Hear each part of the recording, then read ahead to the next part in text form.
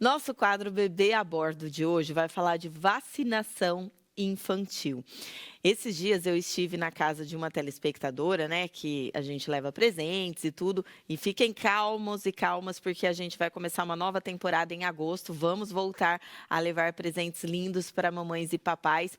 Mas essa mamãe, ela me relatou que o bebê estava chatinho, né, entre aspas, porque tinha tomado 3 vacinas naquele dia. Mas vacinação é muito importante, existe um calendário, um esquema vacinal nacional, e a microbiologista, falei certinho, Aline Stipp, a nossa convidada de hoje, para a gente fazer um bate-papo. Aline, obrigada pela presença, viu? Bom dia. Bom dia, Patrícia. Muito obrigada novamente pelo convite. O esquema é aquele de sempre, que os papais e as mamães, eles sabem, estão conscientes, mas a gente tem visto no Brasil inteiro uma movimentação contrária ao longo dos anos de algumas vacinas que estão ficando deixadas de lado, né, Aline? Alguns esquemas parece que não estão se completando, por exemplo, paralisia infantil, sarampo. O que está acontecendo com os papais e as mamães em relação às vacinas? A gente teve aí uma época de pandemia onde as fake news, né, veicularam muitas notícias falsas perante as vacinas, né? A gente teve, sim, um tempo recorde da vacina do Covid, mas foi uma pandemia, foi um estado emergencial mundial, né? E o que aconteceu? Muitas fake news foram transmitidas via WhatsApp, entre outros veículos. E os pais ficaram realmente amedrontados em expor os filhos a essa vacinação. E o Brasil, por décadas, nós somos um país exemplo de campanha de vacinação. Então, a gente tinha 93%, 94% da população infantil vacinada. E, infelizmente, nesses últimos 5 anos, da pandemia para cá, vamos falar dos 3 últimos anos, né, desde que aconteceu a Covid, a gente caiu de 93% para 72%. Isso no geral, de todas as vacinas? Isso, de todas as vacinas, mas o que mais nos preocupa, sim, é a primeira infância, até os 7 anos. Isso faz com que algumas doenças que estavam adormecidas, como o sarampo e a poliomielite, esses vírus voltem a veicular na nossa população, né? A gente está falando de o América do Sul em si, né? A gente tem muitas fronteiras, é um país gigante que faz muitas fronteiras. É verdade. E a gente tem o calendário diferente dos outros países. Se a gente não combater algo que esteja no nosso território, a gente não vai conseguir controlar essas fronteiras. Então, esses vírus, eles estão adormecidos, porém, a gente vai ter um reflexo, Patrícia, daqui uns 2, 3 anos, do real caso que foi essa não vacinação, tá? Então, as nossas crianças, sim, elas estão vulneráveis a ter esses vírus, sim.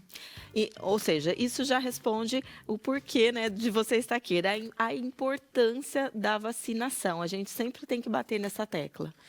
Eu acho que antes da gente remediar, né, igual foi o Covid. O Covid foi uma coisa que a gente não teve controle. Mas antes da gente remediar, a gente tem que ter a prevenção. E a melhor prevenção contra algumas doenças bacterianas e doenças virais, sim, é a vacinação. Então, aquela mãe que tem a consciência, que tem que levar aquele seu filho para completar.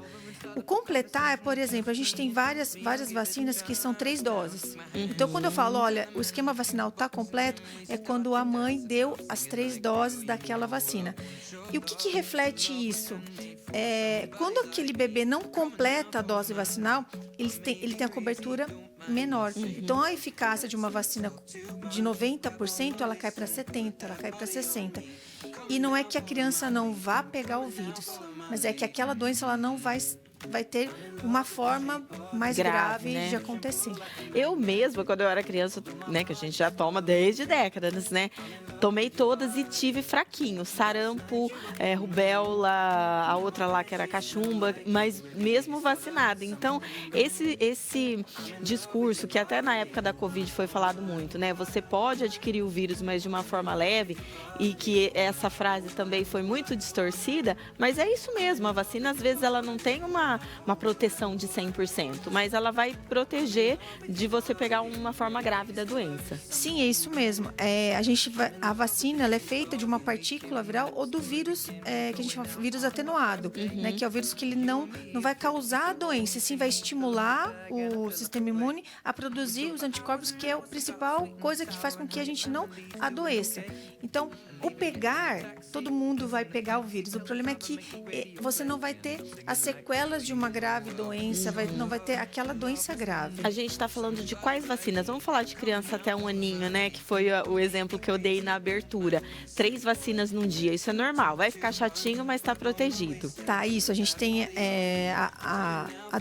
tem a meningite, né? A gente tem a principal vacina, que tem a tríplice viral, que depois tem a pneumocócica, que é contra pneumonias graves.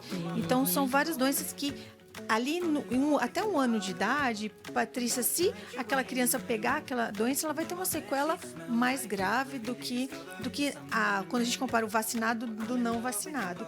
Então, são algumas vacinas que fazem parte do calendário nacional de imunização e que não vai deixar nenhuma sequela a mais naquela criança, né? Uma sequela grave. A vacina da Covid não é obrigatória, mas os pais também podem dar a partir dos 6 meses. Ainda existe, sim, um projeto de lei, né, nacional para a vacina da Covid entrar no calendário nacional de imunização, mas ainda não é obrigatório. Então, é optativo para o pai. Né? Então, a gente tem várias no mercado, né? Hoje a gente tem uma apenas, né, que está sendo aplicada nas UBSs e ainda é optativo. Mas assim que ela for colocada no calendário, sim, aí os pais vai se tornar obrigatória. E uma curiosidade, né, que muitos pais têm, muitos adultos têm, apesar do nosso quadro Seu Bebê a Bordo, se depois de adulto tem que repetir alguma vacina. Sim, nós temos, principalmente as gestantes têm, né, hepatite B, tem a rubéola, que é gravíssima, né, na gestação. Então, tem algumas vacinas que são para o adulto, por exemplo, os idosos precisam anualmente da gripe, mas aí também tem a pneumonia pelo pneumococo. E aí as gestantes têm também as específicas. Então, é só entrar no site do Ministério da Saúde, tem tudo explicadinho, quais são as vacinas que devem ser tomadas em cada faixa etária. E quando tiver campanha, né, Aline, reforçar o apelo aí, essa da poliomielite, que é a paralisia infantil, que deixa uma sequela tão triste, né? É importante a gente sempre fazer o apelo para os pais mesmo. Sim, porque eu sempre brinco, quando a gente não vê, a gente não sente. Mas, graças a Deus, ainda nós e os nossos filhos não viram uma criança com uma paralisia infantil, né? Que é muito triste. A criança, né, quando não morre, ela fica com uma sequela terrível. E até tem o Zé Gotinha, né? O Zé Gotinha é um personagem maravilhoso. Maravilhoso que fez jus a essa campanha de vacinação. E ela estava quase erradicada do nosso país. Verdade. E a gente fala que era um vírus que a gente nem ouvia falar, né? Mas, infelizmente, vamos ver cenas dos próximos capítulos. E aí, os pais que têm a possibilidade de levar, né? Não precisa esperar a campanha do Zé Gotinha. Olha lá a carteirinha, não está em dia? Vá até o posto de saúde, olha, eu quero pôr em dia. E se organiza. Não precisa dar todas as vacinas de uma vez só, mas se organiza, ó. Agora eu vou tomar essa, daqui 15 dias as outras, e aí organiza a vida do filho vacinal.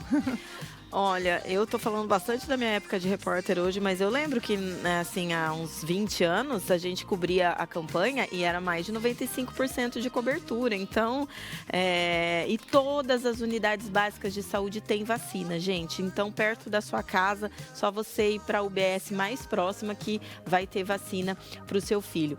E, Aline, só para a gente encerrar, tem algum cuidado especial no antes da vacina ou no depois da vacina? Justamente porque ele fica mais irritadinho, às vezes dá uma febrezinha ali. Tudo isso é uma reação esperada mesmo, né?